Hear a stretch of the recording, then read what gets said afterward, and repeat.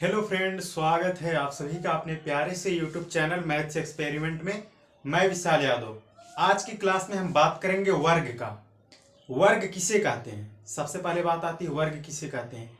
तो ऐसा चतुर्भुज जिसकी सभी भुजाएं बराबर हों एवं समांतर हों, सभी भुजाएं आपस में बराबर हों और समांतर हों और प्रत्येक कोण 90 अंश का हो, वही हमारा वर्ग होगा। तो चलिए हम चित्र के अनुसार आपको समझा देते हैं कि वर्ग किसे कहते हैं। ये हमारा एक वर्ग है, ठीक। ये हमारा एक वर्ग है, इसका नाम हम दे देते हैं पी क्यू आर एस, ठीक। ये हमारा वर्ग हो गया और इसकी सभी भुजाएं बराबर, यानी ये 5 सेंटीमीटर है तो ये भी हमारा 5 सेंटीमीटर, यानी सभी भुजाएं 5 सेंटीमीटर। आप लोग समझ गए, यानी वर्ग की सभी भुजाएं जो हैं वो आपस में क्या होंगी? बराबर होंगी। और इसका जो प्रत्येक कोण 90 अंश का है, यानी इसका प्रत्येक कोण 90 अंश का होना चाहिए। इसका प्रत्येक कोण 90 अंश का होना चाहिए। इसका प्रत्येक कोण 90 अंश का, तो इसका प्रत्येक कोण 90 अंश का रहेगा तभी ये वर्ग बनेगा, नहीं तो नहीं बन पाएगा, ठीक। और हम जानते हैं ये एक प्रकार का चतुर्भुज है, तो हम जानते हैं चतुर्भुज के चारों कोणों का योगफल क्या होता है? 360 अंश होता है। तो अगर सभी 90 अंश के कोण हैं, इसके जो चारों कोण हैं, तो 90 चौका 360, यानी हमारा जो कोण P प्लस कोण Q प्लस कोण R प्लस कोण क्या हो जाएगा? यस, बराबर क्या? 360 अंश। सभी कोणों का योगफल 360 अंश, यानी हमारा वर्ग का अंतः कोणों का योगफल जो है, सभी अंतः कोणों का योगफल क्या हो जाएगा? 360 अंश हो जाएगा। और वर्ग में 4 भुजाएं होती हैं, चारों भुजाएं आपस में बराबर होती हैं, 4 कोण होते हैं और प्रत्येक कोण 90 अंश का होता है, ठीक। 4 भुजाएं, 4 कोण और 4 शीर्ष होते हैं, शीर्ष P, शीर्ष Q, शीर्ष R, शीर्ष S, ठीक। अब अगर बात करें विकर्ण की, विकर्ण कितने होते हैं इसमें? विकर्ण इसमें 2 होते हैं, P Q R S, इसका नाम दे रहे हैं। और विकर्ण क्या हो जाएगा हमारा? ये P R और Q S, यही दोनों विकर्ण है हमारे, और दोनों विकर्ण आपस में बराबर होंगे, यानी हमारा जो P R है ये किसके बराबर हो जाएगा? Q S के।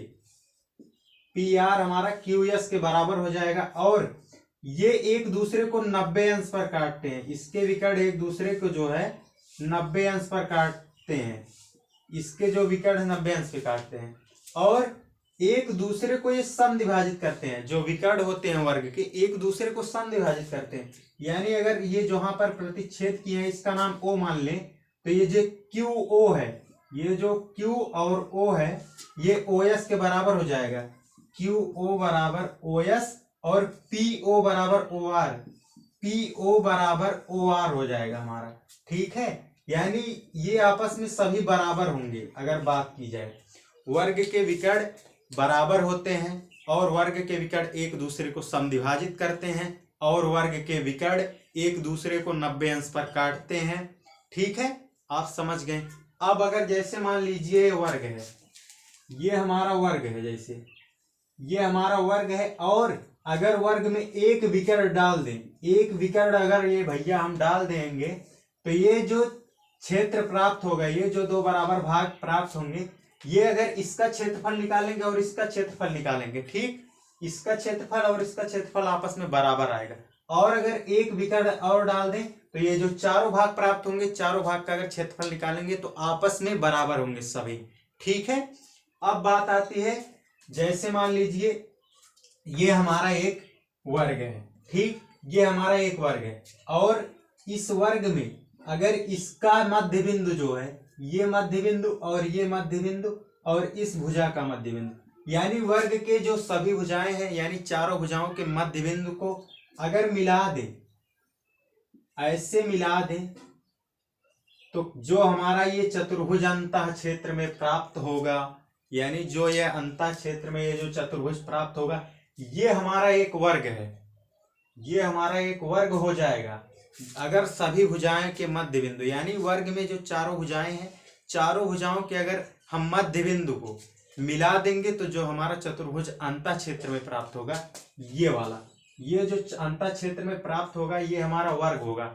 अगर आपको नहीं पता तो आप चित्र बना के गोला प्रकार से एक वर्ग बना देंगे और ऐसे उसमें एक मध्य बिंदु को मिलाते हुए ऐसे एक रेखा खींचेंगे, सभी चारों रेखाएं, और ये हमारा 90 अंश का हम जानते हैं, 90 अंश के सामने ये जो है ये कर्ण है, यानी 90 अंश के सामने की भुजा कर्ण होती है, तो ये हमारा लंब और ये हमारा आधार मान लेंगे और इसको हम कर्ण मान लेंगे। तो जब ये निकालेंगे तो ये जितना आएगा उतना ये सब ये आपस में बराबर होंगे। ठीक है।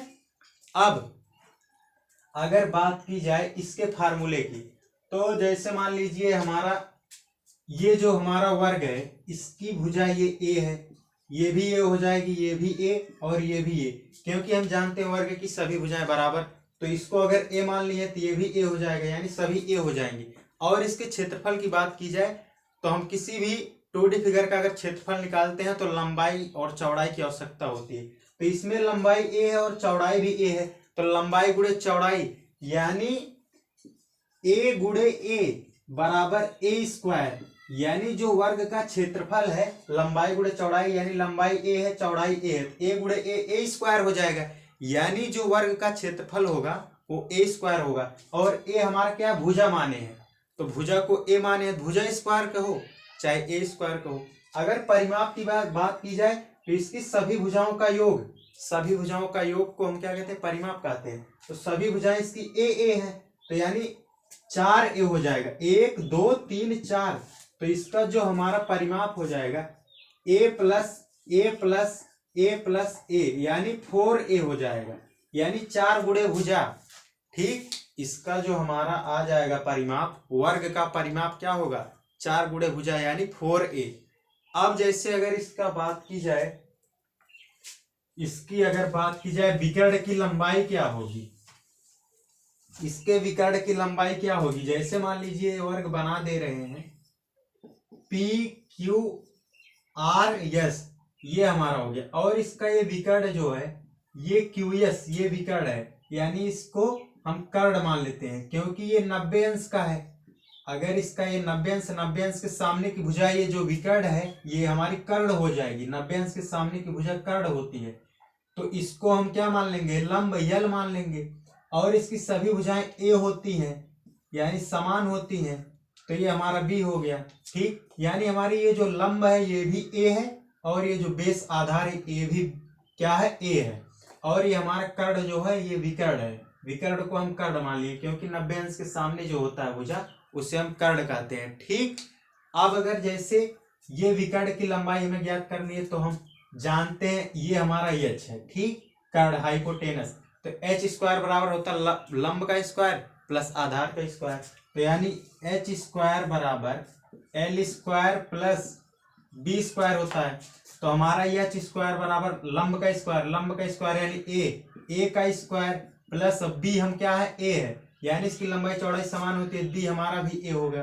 तो बी का स्क्वायर यानी ए का स्क्वायर, तो हमारा क्या हो जाएगा एच का स्क्वायर, अगर हम हटा के स्क्वायर अगर हटाएंगे तो ये वर्ग में मतलब रूट में जाएगा, तो रूट में जब चला जाएगा तो क्या हो जाएगा 2a स्क्वायर, तो ए स्क्वायर हम जानते हैं कि वर्ग का क्षेत्रफल होता है, तो हमारा एच बराबर क्या हो जाएगा, यानी विकर्ण बराबर हमारा हो जाएगा, क्या हो जाएगा भैया, अंडर रूट में 2 गुणे ए स्क्वायर, हम क्षेत्रफल जानते हैं वर्ग का होता है, यहाँ पे वर्ग का क्षेत्रफल हम लिख सकते हैं, यानी जो विकर्ण की लंबाई होगी अंडर रूट 2 गुणे वर्ग का क्षेत्रफल। अब अगर इसको ऐसे ना लिख के हम ये भी कर सकते हैं, जैसे ए गुणे ए स्क्वायर होता है, ठीक, तो ए का हमें जो है जोड़ा बन रहा है, तो जोड़ा बाहर कर लेंगे, ए अंडर रूट में 2 आ जाएगा, यानी जो वर्ग का विकर्ण होगा ए अंडर रूट 2 हो जाएगा। तो आशा करता हूँ आपको ये वीडियो अच्छा लगा होगा, अगर अच्छा लगा हो तो इसे ज़्यादा से ज़्यादा शेयर करना और चैनल को सब्सक्राइब कर लेना और नोटिफिकेशन ऑन कर लेना, बेल को प्रेस कर लेना यानी। तो चलिए आज का वीडियो में बस इतना ही।